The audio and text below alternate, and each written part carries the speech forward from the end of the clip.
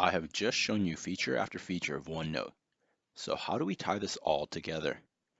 There are abundant features with what you can use it for, whether it's for designing lesson plans, notes for students, or assignments. You're only limited by your imagination and creativity.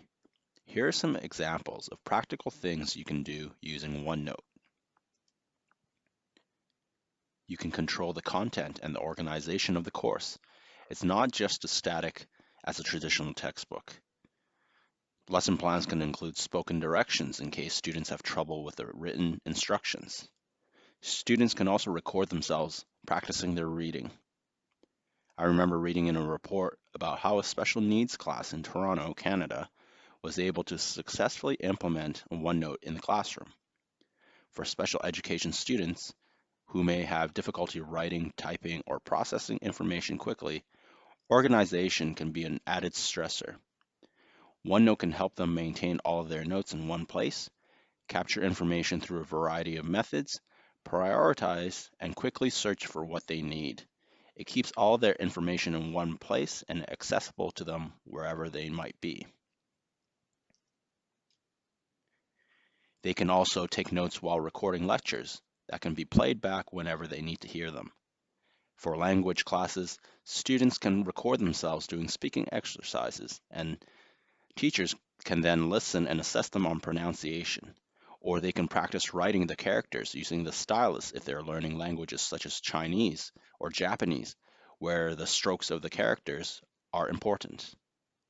For music classes, you can hear them practice their instruments. And if you have a Windows mobile phone, using the Office Lens application, you can take a photo and it automatically links to your OneNote. With OneNote for Classroom, which will be discussed in future tutorials, if you see a student that is struggling in class, you can keep their notebooks open to have a better gauge on them. You can change something on the students' notebooks and send it to them seamlessly, which allows them to be part of the learning environment without being singled out. Students can also collaborate on group projects by having a shared space. They can see who edited what and see what the edits were. You can also do the same with teachers. OneNote is pretty much my go-to note-taking tool now. I'm not going to lie. Before, I used to take notes with just pen and paper. I never really typed up any of my notes, and most of the time I just ended up throwing them all away at the end of the course. But now I can store it all in one place. You can argue, why not just use Microsoft Word?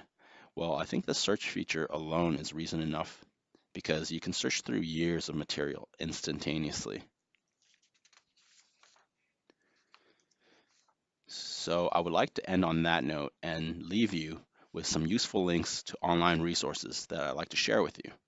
You can download OneNote for free at onenote.com, and you can continue learning with online tutorials from Microsoft Virtual Academy as well as OneNoteInEducation.com.